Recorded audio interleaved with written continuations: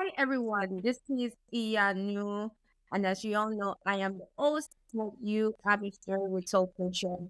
Welcome to another episode as we bring to you amazing cancer stories, inspiring cancer stories, faith-filled cancer stories, and encouraging cancer stories. And today I have another amazing guest. You know, we all have amazing guests on this podcast.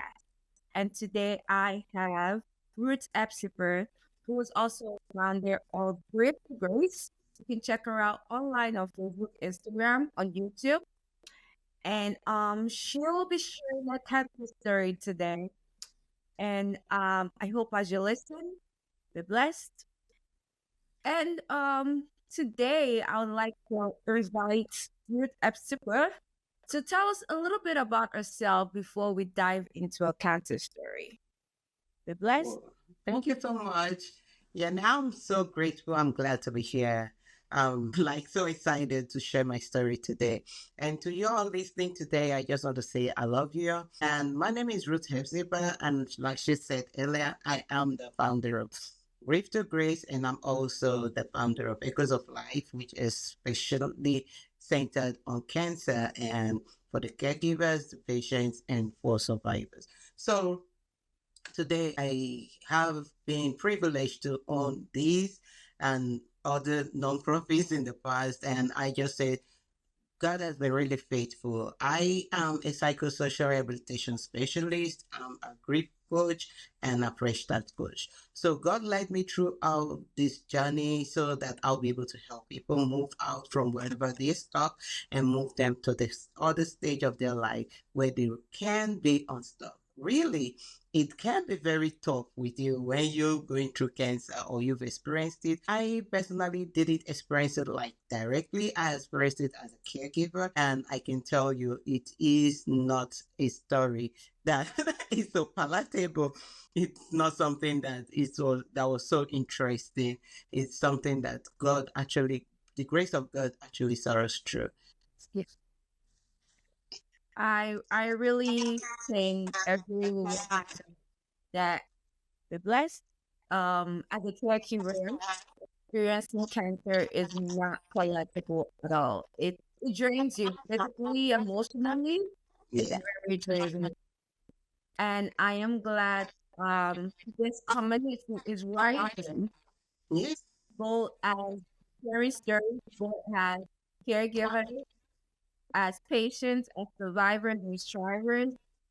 I'm really glad this community is rising and that there's a platform here whereby people can listen to other people's story and they serve as an encouragement to other people.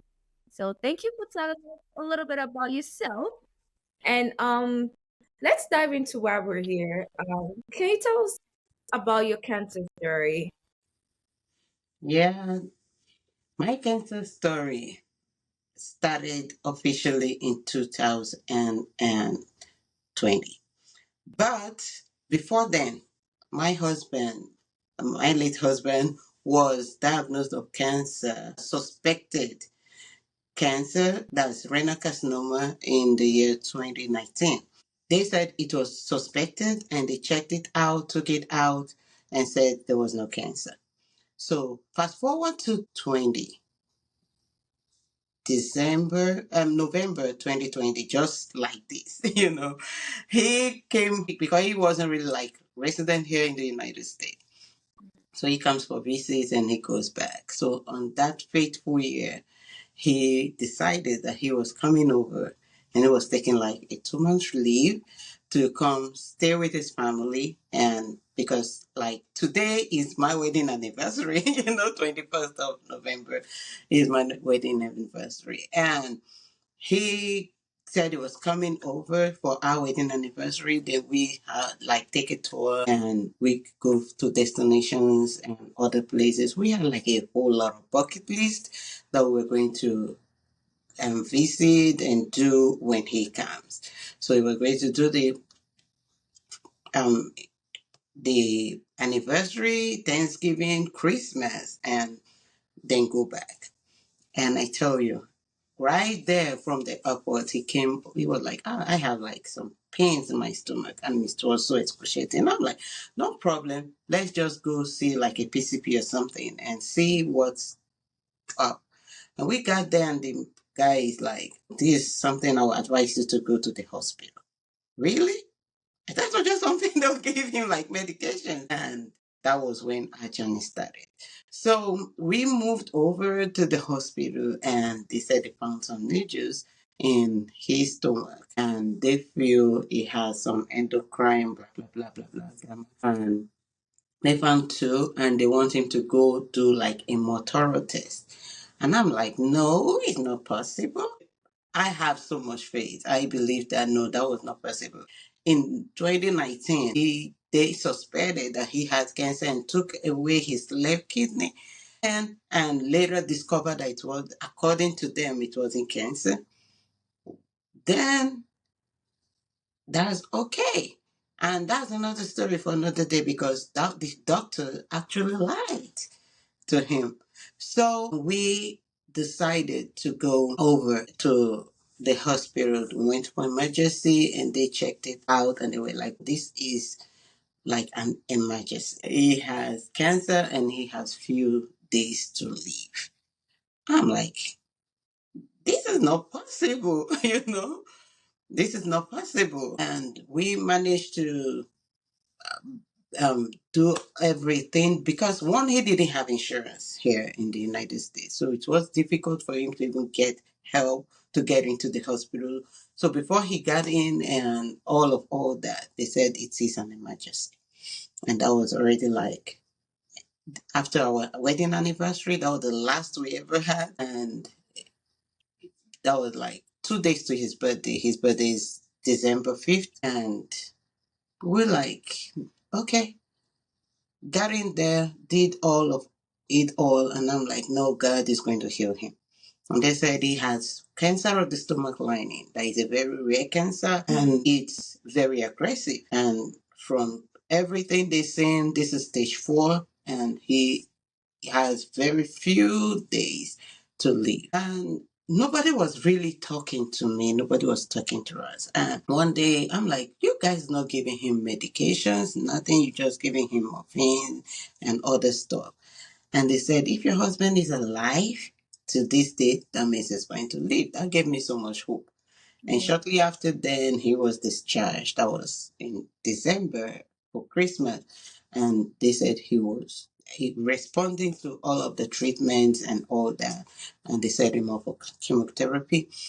But we were glad. We were so happy. We were so happy that everything was working out well. Fast forward to 2021, we had a winter storm and we had to take him back to emergency. And they called and he called from there. He's like, they said, I have just today to leave. I'm like, wow, that's not the report of the Lord. So whoever told you that, they said, call your family members, call your friends, tell them goodbye. And he was just doing that. That was in February 2021. And he came back home because I prayed like never before. I'm like, God, that was not the agreement I had with you. We had an agreement that we will live to our good old age. And you promised me that he was going to grow old and we'll grow old together. So there was no way he was going to die at this time. And he actually came back and got home and they said he's good. Then April came in. That was few days to Easter, and we got a call that he needed to come over to emergency. And I'm like, can he just do Christmas, have Easter with his family? And they said, yes, he can, but make sure you bring him here on Monday. And that was it. I dropped him off on Monday, and the next thing I was told, I didn't hear from the hospital. I didn't hear from him. I didn't hear from nobody. I kept on calling and nobody was giving me any response. I had to drive there on Tuesday morning. And I remember getting to the hospital and they're like, oh, he's at ICU. I'm like, ICU? Why? Why I dropped him off? He walked in, what happened? And that was it. And he said, oh, he needed to be in hospice, he needed to do this, and he has just few hours to live. Really? So what do you want? He said, okay, I want to be with my family in my last days. I'm like, God, that's not what we agreed. But I tell you, sometimes our faith can only take us as far Mhm. as we can. And the faith of the person that you're praying for is what the Lord looks at. What is the person asking for? I know he was tired. He was tired of the whole situation. And I was just holding on. And I can remember when I saw him in that state, the final days, and I'm like, am I holding him back? I lost hope, I tell you, and that was it. So the very night I lost hope, that was on a Friday, and I gave up on everything, and I we slept that night. And when I woke up in the morning, I was like, I got like a tap on my body, not from him, basically, but like in a very like a tap, real tap, and I woke up and I looked around and I saw him gasping for breath. And that was the end. And I'm like, God, is that it? But we slept together on this bed. How come he's gasping for breath? Called 911, they did everything they could. And he was responding at that point, and they took him in and he passed on the way to the hospital. So that was my cancer story. But one thing that was very, very that I can say is that in all of this journey, I didn't really see that I was grieving. And I also didn't see that he was grieving. I didn't understand anything. I didn't even know that cancer was a killer. It was that bad. But why? Today I understand why, because I was grieving. So I had so much hope and belief that God was going to heal. And I didn't see the other side of it, which is this man may be in pain. This man actually has cancer. And cancer is a deadly disease. And this is stage 4 that we're talking about. And so those were some of the things that I'm like, whoa, if only I could turn back the hand of time today, I would have done things differently. I would have understood that cancer was a killer and I would have done things like differently from what I did. So rather than just praying for healing and all that, I would have also made sure that he enjoyed mostly. Like the bucket list that we had, we would have gone through at least, if not all, we would have gone through like 50% of it all, rather than just dedicating our life and believing that, yeah, we have hope and God was definitely going to heal. So that is my cancer story. Wow.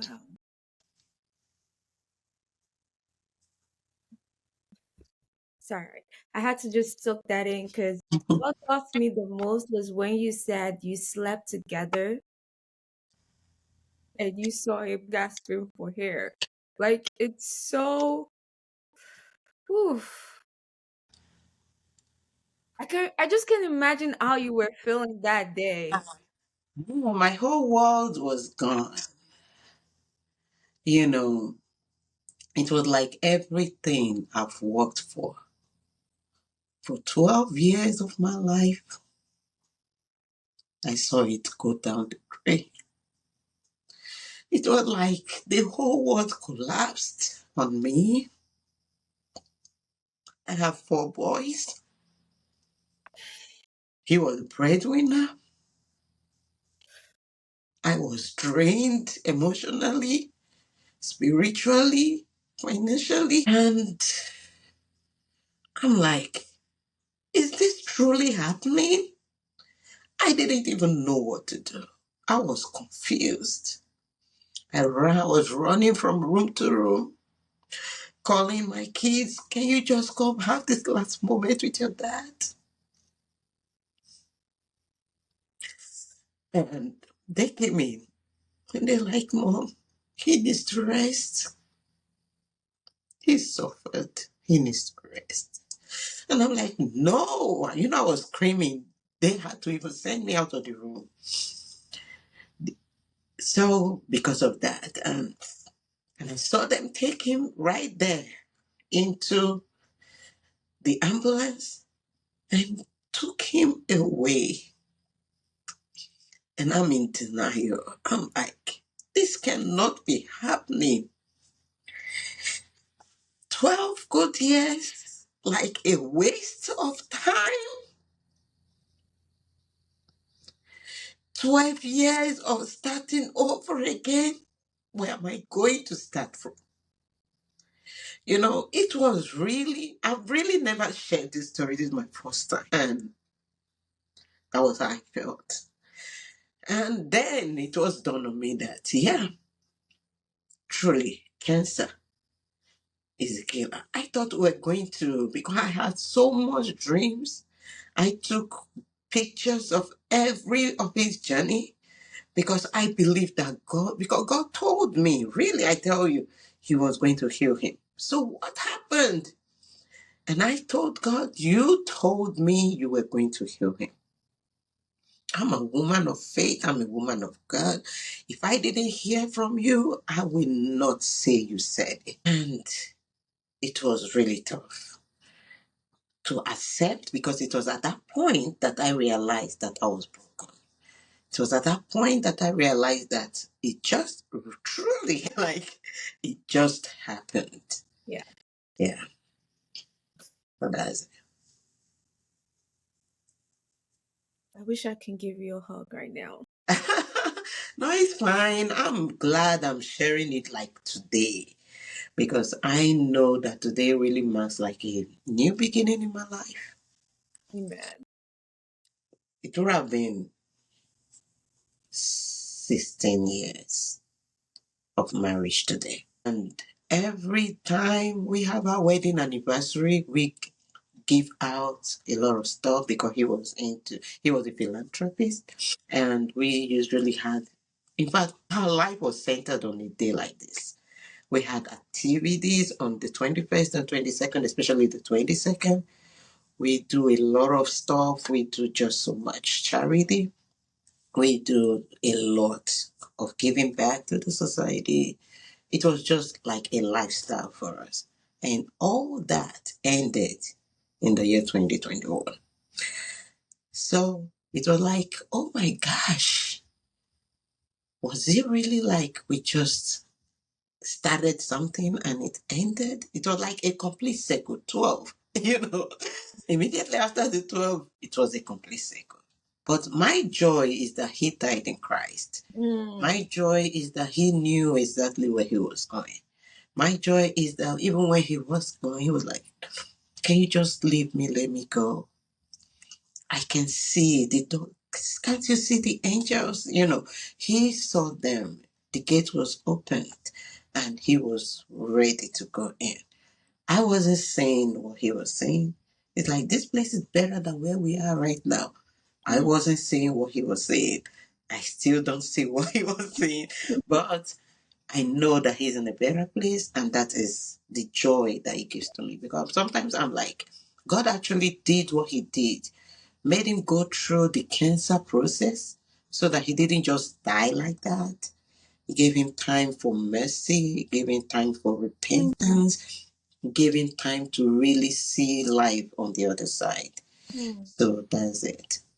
Yeah. I love that perspective.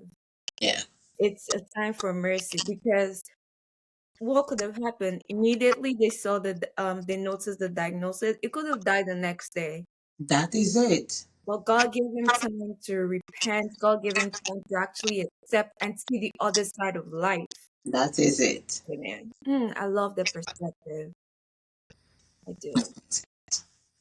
Wow. This was such an emotional episode. Thank you. Yeah, and I know you said you've never shared this in depth before, so No, never.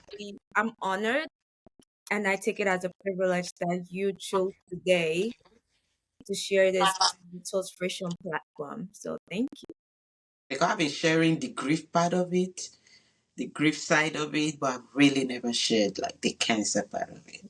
Yeah. Yeah. And so throughout all this process and even after, how did this affect your faith in God? I'm gonna just put this out there. Did they increase your faith in God? Did it decrease your faith in God? How?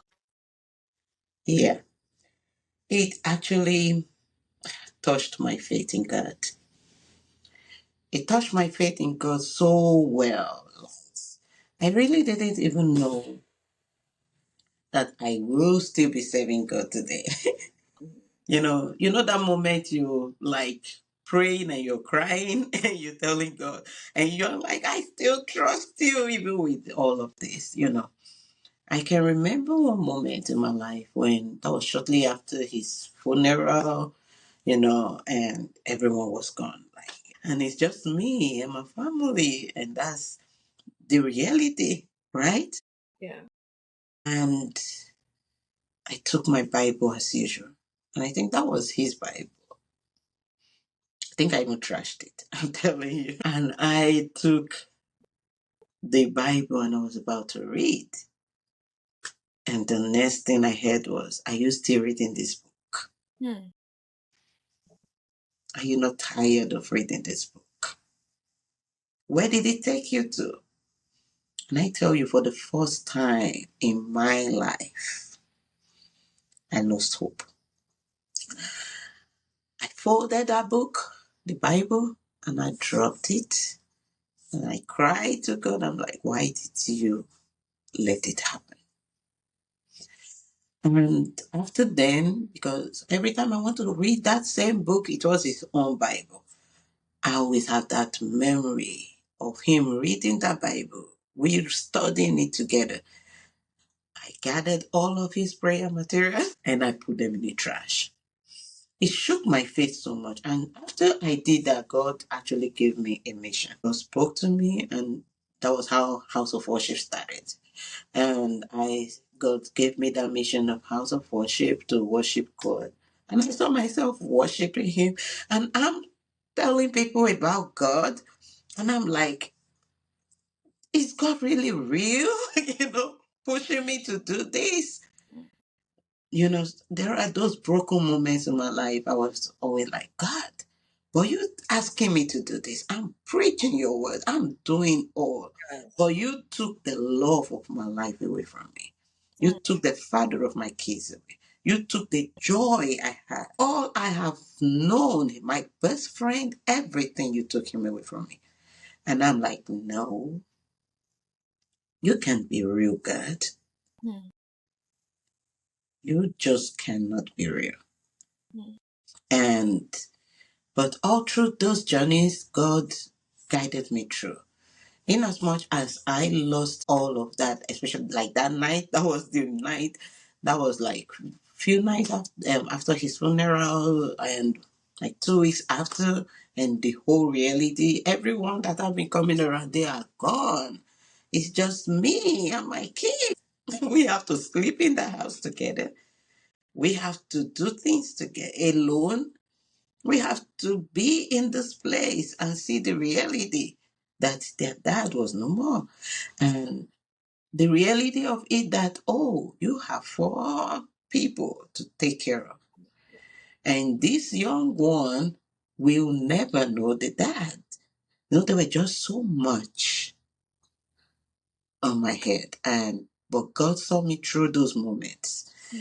that I almost doubted him. And there was another time, every time I keep preaching and praying and talking to my kids, and we're like, no, God is love. God did it for a reason. And one day my son busted, and because he was following me with that, kept us following, yeah, God is good. We keep going to church, we keep doing everything. And one day, God, like, I think they were overwhelmed, and he said, and I think then they just lost their grandfather. And it passed within the same period because we lost not just my husband, we lost the mom, and we lost the dad, all to grief. And he spoke with him a few days before, and he was gone on his dad's supposed birthday. And I was like, God allows things to happen for a reason. And they're like, no, God doesn't heal. God is not a healer. When you said it, so I had to challenge God. I'm like, God, you can hear these little ones. Why did you allow these things happen in their life at this time? And simultaneously, you need to do something. You need to talk to them by yourself. You need to help them in this journey. And I'm glad God was able to do that.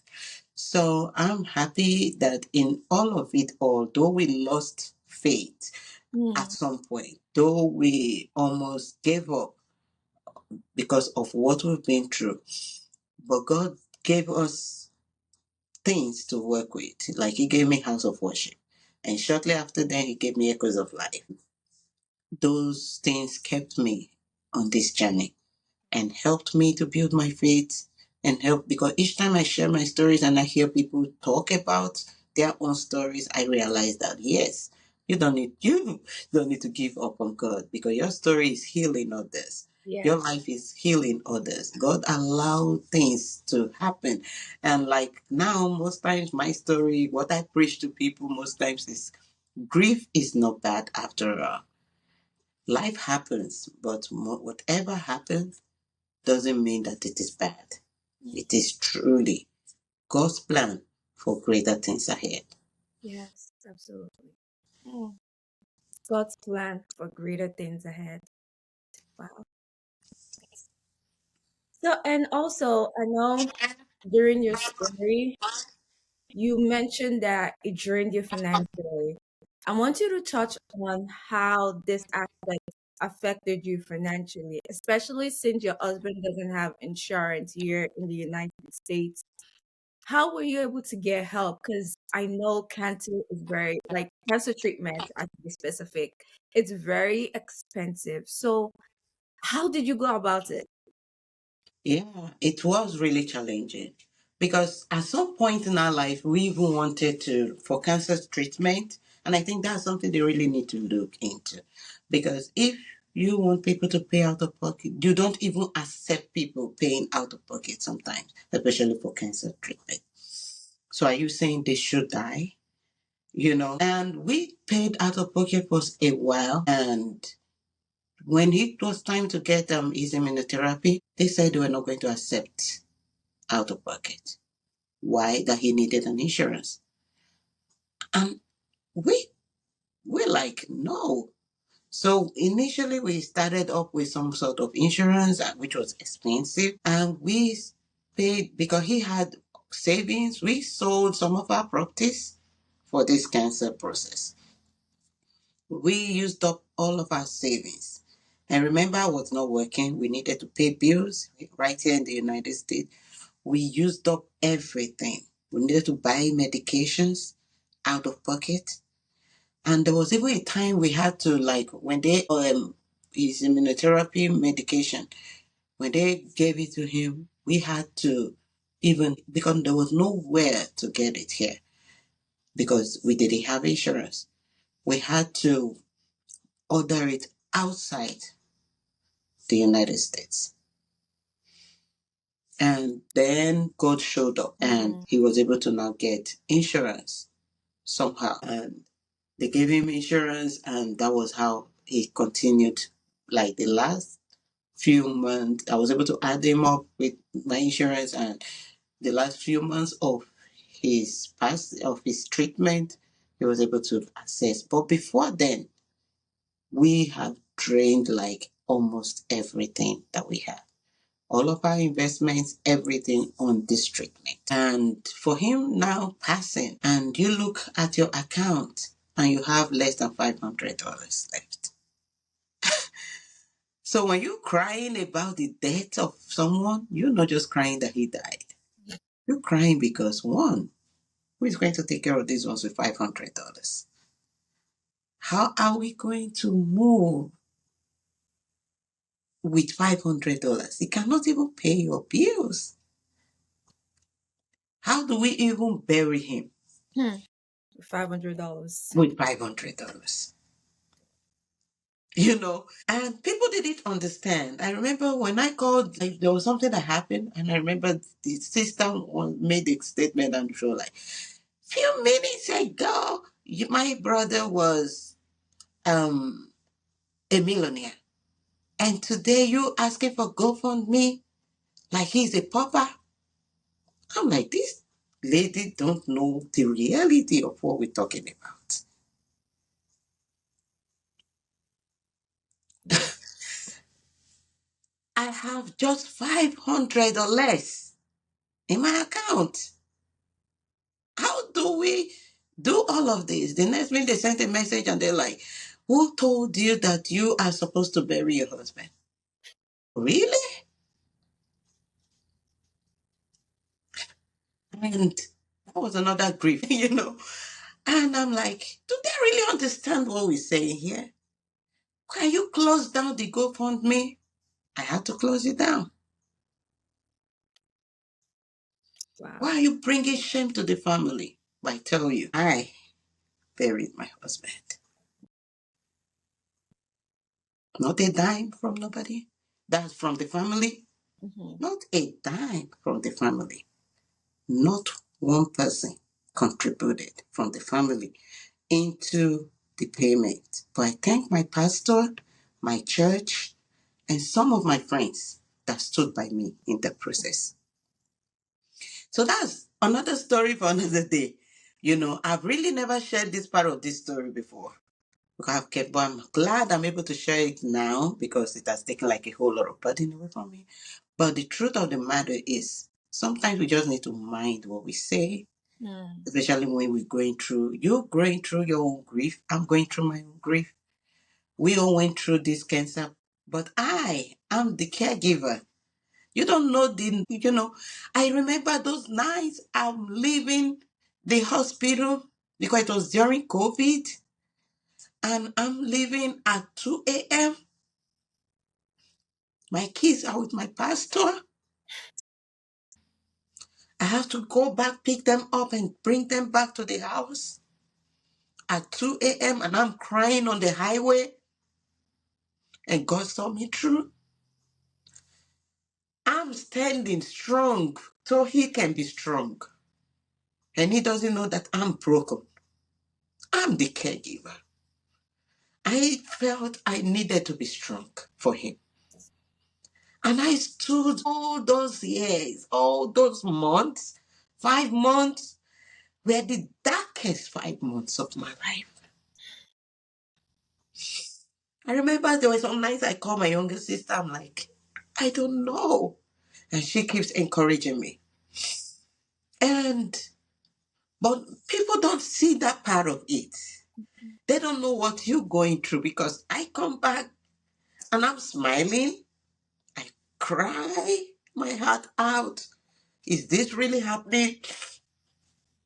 I need to go get all the medications. I need to think about all of this. I need to drive him almost 1 hour to the hospital for his medicals and everything. I was a student. I lost almost everything. I had to battle with going to school. I had to battle with writing exams. My grades had to go down because he was sick. I was the vice president of WIT, Women in Technology, and I couldn't function properly. And every day I'm giving excuses, I need to just take my husband to the hospital. I don't know what's happening. I need to do. But people don't see that part of the story. Mm. They don't see the caregivers. They don't see the part. They don't see the input they are putting in. But they come out and they see you, you know, and they see you out there happy, smiling. They don't know what's going on in your heart. I remember an incident shortly before my husband passed, where my sister-in-law, one of them, came visiting and recorded our conversations and sent those conversations to the family. and told them that I don't look like um I don't look like this situation, and sent them messages that I want to kill my husband Wow. for cancer. So there are just so much. When I'm saying I'm doing this most times, and my nonprofit is centered on, which is Echoes of Life, mainly on caregivers and what they go through. Yes, because the caregivers go through a lot and people don't see that. Yeah. A lot of pains, a lot of struggles, but they still need to do all that and emotionally be strong on the outside. And I remember there was a day, that was shortly before my late husband passed, and he said, "Can you slow down? If you don't slow down, you're going to die before me." Mm. Say, "You grieving? Can't you see it? I know, I can see it. I can see everything. I can see your struggles. I see that you're just trying to smile for me." So there are just so much that goes on and on in this journey. And when we're talking about cancer and those people that are involved in it, yes, that's one part. But I also want us to look more the people that are taking care of them. Nobody talks to them Mm. because the person the patient can talk. So they talk to the cancer patient. They give them everything. Nobody is talking to you, the family member. Nobody is telling you anything. Nobody is helping you emotionally. There's no social worker working with you. No. There's no social worker working with you. They work with the patient. So what happens to you, the caregiver? Do they know how you feel inside? So the cancer story cannot be complete without the caregiver. Yes. The cancer story cannot be complete without the family members. The cancer story cannot be complete without everything, all these things being mentioned. Because whoever has cancer has his own story. Yes. And but there are other people that bears the burden, that sees the reality even more than the person who has the cancer. That's true. That's true. Because if you're gone, your burden is definitely going to be lifted over to that person. Mm-hmm. Mm-hmm. And that person needs to live with that scar for the rest of his life. Yes. Mm. And you also, the cancer patient, because most times I'm like, what if he had survived? If I'm looking at the pictures now, I'm like, he wouldn't have ever been this person he used to be before the cancer. And that's another trauma for him all his life. Mm. Because he would have that pain that, oh, I was this gallant man, but now I am this. This is what cancer. Even as much as he was healed, or the person is healed, the person begins to see life before. And we still continue to live in all of those pains that goes with it. I deeply resonate with you too, because I'm coming from the side of a caregiver. So Yeah. I deeply resonate with you. And I feel like your work that you're doing, what I am doing, the brand, the podcast, the conference, everything all ties in together to give hope to people, to give encouragement, and to also help the caregiver feel.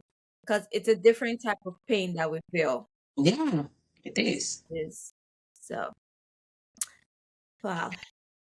We're time is running so fast. I I feel know, right?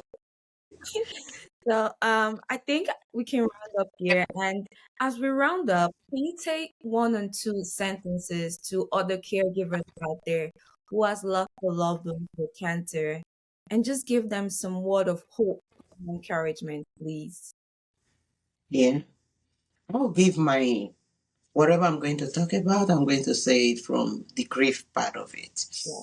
I would just want you to know that whatever has happened, happened. But you have a life to live. Hmm. You need to work on yourself. You need to discover you. You need to forgive the situation. You need to accept the situation. You need to be you.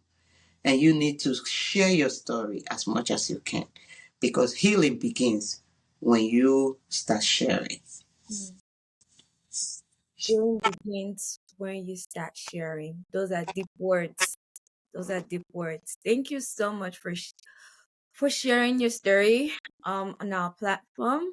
And I'm praying the soul of your husband, as you shared his cancer story and your cancer story on the day of your anniversary and also his anniversary.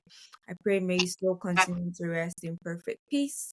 And may the Lord who has started the good work with you, even through all the adversities and the suffering, may continue to bring hope and life to your family. Amen. Amen. And I know it's Thanksgiving season for anyone that's listening to this episode. I don't know what you'll listen to, maybe years down the line, but I wrote down this few sentences few days ago, and I want to read it because it's Thanksgiving season, and sometimes we are just thankful for the good things that has happened. We're not always thankful for the disappointment. That's So I wrote, it is quite difficult to be thankful in the midst of pain and disappointments. But that's when our true devotion to Christ is tested and revealed. Choosing thankfulness even faced with setbacks and refusing to allow the enemy to turn our mind into a battlefield is very important in the journey of grief. So I hope you. you resonate with that. Everyone that's listening to this episode, I hope you resonate with those words and be encouraged by Ruth Hephzibah's story. This was such an emotional episode. We cried together. I wish I could just fly over to wherever she is right now and just give her a hug. Yeah. I really truly understand where you're coming from because I know what it means to grieve the death of a loved one who can. That's it. So thank you very much for Thank you. honoring the invitation, for being here. Thank you. It's such an honor. Thank you for inviting me. Welcome. You're welcome. So we've come to another end of You Have a Story with Post Christian featuring Ruth Hephzibah. And I'm gonna tag all organizations, our YouTube, Facebook, our social media panels in the description below. So please check her out, look into what she's also doing, and be encouraged by everything that she has said today and also through our organizations. So thank you again and Thank you. look forward to another episode of You Have a Story with Soul Christian. Oh, before we leave, we are hosting our first conference gathering of the storytellers, which is the gathering of cancer. Is just an avenue where we come together to worship together, build up our faith together, and also build up a community whereby we know we have each other's backs. We're not alone in this journey of cancer. So check that out. It's actually on November 26, 2024, but there will be a replay posted at some point later on. So check our YouTube channel, check our podcast for the replay. So this is the hand. So thank you again for joining and be blessed. Bye.